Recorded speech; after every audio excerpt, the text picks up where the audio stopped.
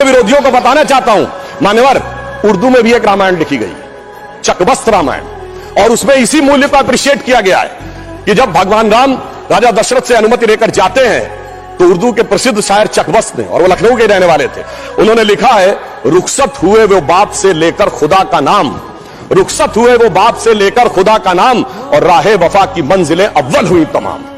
यानी उनको तो दिखा कि राहे वफा की कौन सी मंजिलें हैं जो अव्वल हो रही हैं।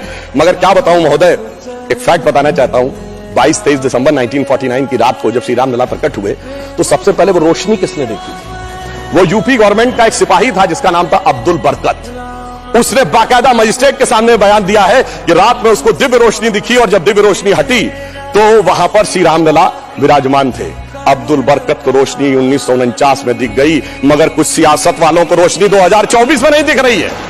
और मैं आपको बताना चाहता हूं, बाबरी पक्ष के पैरोकार थे इकबाल अंसारी, और ये उदारता देखिए कि सबको बुलाया गया, विरोध करने वालों को बुलाया गया, ट्रस्ट के द्वारा गोली चलाने वालों को बुलाया गया, और इकबाल अंसारी को भी बुलाया गया, और इकबाल अंसारी प्राण प्रतिष्ठा में आ गए। उनका इकबाल तो बुलंद हो गया, मगर इन लोगों का इकबाल जमींदोज हो गया। और मैं ये भी बताना चाहता हूं, उसका एक कारण है, ऑन द लाइटर नोट, इसको कोई पर्सनल ना ले महोदय। ये कहा जाता है कि हमारे यहां राम का तत्व या ईश्वर का तत्व कौन नहीं समझ पाता है? जो कामी, क्रोधी, लोभी, खलकामी हो, और राजनीति में वो नहीं समझ पाता जो सेकुलर और वामी हो। अब मैं ये बताना चाहता हूं महोदय कि जो लोग कहते हैं भगवान राम ने अपने जीवन में, ये मंदिर किस चीज का प्रतीक है? कई लोग एक आध कोई शब्द लेकर बगैर पढ़े हुए, बगैर उस भाषा को जाने हुए अपनी बात कहने लगते हैं। तो मैं बताना चाहता हूं, भगवान राम ने कौन मेरा भक्त है इसका बाकायदा उदाहरण दिया। उन्होंने लिखा है, जात पात कुल धर्म बढ़ाई, धन बल परिजन गुण चतुराई। इन 10 चीजों से मैं नहीं मिलता। मैं कैसे मिलता हूं? भक्ति से मिलता हूं। ये सारी 10 चीजें हो किसी के पास और भक्ति ना हो, तो उन्होंने कहा, भगतहीन नर मोहे ऐसे, जल बिन बारिध लागे जैसे। अर्थात अगर ये सब कुछ हो, जात पात कुल धर्म बढ़ाई ये हो, भक्ति ना हो, तो ऐसा जैसे बादल हो उसमें पानी ना हो। इसलिए भगवान ने इस बात का संदेश दिया। और मैं एक विषय और कहना चाहता हूं, जब राम मंदिर का निर्माण हो रहा था तो कहा जाता था, साहब वैज्ञानिक प्रमाण दीजिए। मैं बस एक बिंदु विज्ञान का भी और बताना चाहता हूं। यह विशुद्ध विज्ञान है, क्योंकि अगर आपने रामचरितमानस के शुरुआती श्लोक पढ़े हो तो उसमें बहुत साफ लिखा, सीताराम गुणगाम पुण्यारण्य विहारिणो वंदे विशुद्ध विज्ञानो कबीश्वरो कपीश्वरो। अर्थात विशुद्ध विज्ञान महर्षि वाल्मीकि ने लिखा। और विज्ञान क्या है? पूछा गया था कि भगवान हुए कब, ये तो बताइए, यहां हुए कि नहीं ये बताइए। अब आप ये बताइए कि आज हम समय कहते हैं, उनका एग्जैक्ट टाइम लिखा है। जैसे आज हम टाइम कह रहे हैं, दिल्ली में कुछ और है, लंदन में कुछ और है, तो एक जीएमटी ग्रीनिच मीन टाइम बताया गया। पर अगर आपसे पूछा जाए टाइम का एब्सोल्यूट मेजरिंग पैरामीटर क्या है, which is equally applicable on earth, moon, solar system and any point in the space, it is only the relative positions of planet. और भगवान राम का वो exact relative positions of planet, जो Einstein का 4th dimension कहा जा सकता है, वो लिखा है कि मेष राशि में सूर्य था, मकर राशि में मंगल था, तुला राशि में शनि था, मीन राशि में शुक्र था। और जब नासा ने अपने प्लेनेटोरियम गोल्ड सॉफ्टवेयर में डाला तो 5114 बीसी की डेट निकल आई। इससे ज्यादा किसी को सबूत चाहिए? विज्ञान का वो सबूत मिला। और इतना ही नहीं, मैं बताना चाहता हूं, जिन लोगों ने अगर पढ़ी हो तो भगवान राम के जन्म के समय लिखा है कि चैत्र मास के समय शरद ऋतु थी। अंगद बताते हैं कि अश्विनी मास यानी आज के अक्टूबर के समय वसंत ऋतु थी। और इतना ही नहीं, कहा गया जब किष्किंधा से भगवान निकलते हैं तो धूमकेतु टकराया था मूल नक्षत्र से, और जब एस्ट्रोनॉमर्स ने इसकी गणना की तो वो ठीक डबल हो जाता है, 14,000 साल पीछे आता है। इसका मतलब प्रमाण देखने हैं तो प्रमाण जमीन के नीचे से भी निकले, शाही फरमानों से भी निकले, और आसमान से भी निकले।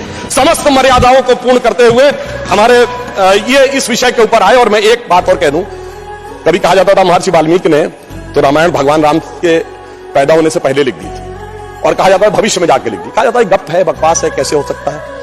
महाभारत कहा जाता है वेद व्यास ने भूतकाल में जाके लिखी, वैशंपायन के समय। अरे ऐसा कैसे हो सकता है? मैं पूछना चाहता हूं, 1916 में आइंस्टीन की थ्योरी ऑफ रिलेटिविटी देने के बाद अब time travel forward, time travel backward बकवास है क्या? अगर किसी ने साइंस नहीं पढ़ी है तो उसे समझना चाहिए। मगर मैं ये नहीं कहना चाहता हूं इसको कह के, मैं कहना चाहता हूं हमारे ऋषि त्रिकालदर्शी थे, और ये टाइम ट्रेवल तो बहुत छोटी बात थी जो अब धीरे धीरे लोगों को समझ में आ रही है। और मैं एक विषय और कहना चाहता हूं, हम सब ने भगवान राम के मंदिर तो देखा, वहां पर दूसरा सबसे बड़ा मंदिर कौन सा? हनुमानगढ़ी का। आपने हनुमान जी के सैकड़ों हजारों मंदिर देखे होंगे इस देश में, लवकुश का मंदिर देखा है कभी? नहीं। हमारे यहां पुत्र का महत्व नहीं है, शिष्य का महत्व है, भक्त का महत्व है। हमारे यहां बायोलॉजिकल सक्सेशन का महत्व नहीं है, स्पिरिचुअल सक्सेशन का महत्व है। इसीलिए द्रोणाचार्य के बेटे का स्थान ऊंचा नहीं है, शिष्य का स्थान ऊंचा है। इसीलिए हम हर जगह गुरु शिष्य परंपरा की बात करते हैं, पिता पुत्र परंपरा नहीं होती। भगवान राम का चरित्र इस बात का उदाहरण देता है कि हर जगह आपको हनुमान जी के मंदिर मिलेंगे, वो भी राम से ज्यादा मिलेंगे। और मैं अंत में यह कहना चाहता हूं महोदय, एक बार एक डिबेट में वो कहने लगे कि भाई you are talking about the Ram temple, how does Ram temple fits in the 21st century emerging India who aspires to become a technologically advanced and become the economic superpower with the youngest population, where does Ram Mandir fits in that? मैंने कहा सुनिए महोदय, हम 21वीं सदी में भारत को सिर्फ economic, intellectual, military super power नहीं बनाना चाहते, हम वर्ल्ड लीडर बनाना चाहते हैं। और जब वर्ल्ड लीडर बनाना चाहते हैं तो it should symbolise the certain set of values which will inspire the world. और अगर सारे श्रेष्ठतम मानवीय मूल्यों का प्रतीक कोई एक होगा तो वो भगवान राम का मंदिर होगा, जो विश्व के सबसे श्रेष्ठतम मानवीय मूल्यों का प्रतीक होगा। कैसे? मैं आधुनिक जियोपॉलिटिक्स से बताना चाहता हूं। आज कोई एक देश किसी पर अटैक कर रहा है, रशिया यूक्रेन की लड़ाई चल रही है, चाइना का ताइवान के साथ प्रॉब्लम चल रहा है, इराक और उसका चला। क्या है डिप्लोमेसी में? नंबर 1 एनेक्सेशन, दूसरे देश को मिला लो। दूसरा है सब्जुगेशन, वहां अपना डिप्यूटी अपॉइंट कर दो। और तीसरा है डोमिनेशन, उसके साथ संधि साइन कर लो। भगवान राम ने क्या लंका को जीतने के बाद एनेक्सेशन किया? नहीं। क्या वहां पर कोई अपना डिप्यूटी बैठाया यानी सब्जुगेशन किया? नहीं। कोई ट्रीटी साइन कराई, डोमिनेशन किया? नहीं।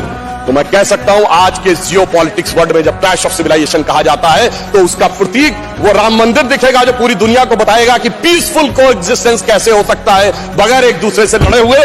इसलिए मैं कह सकता हूं 21वीं सदी का महान भारत बगैर राम मंदिर के संभव ही नहीं। और अंत में मैं सिर्फ यह कहना चाहता हूं, एक नया इतिहास बना है और यह हमारी सरकार और माननीय प्रधानमंत्री जी की उस दृढ़ इच्छा शक्ति का प्रतीक है जिसके लिए कहा जाता था अरे 370 कभी हटेगी नहीं, राम मंदिर कभी बन ही नहीं सकता।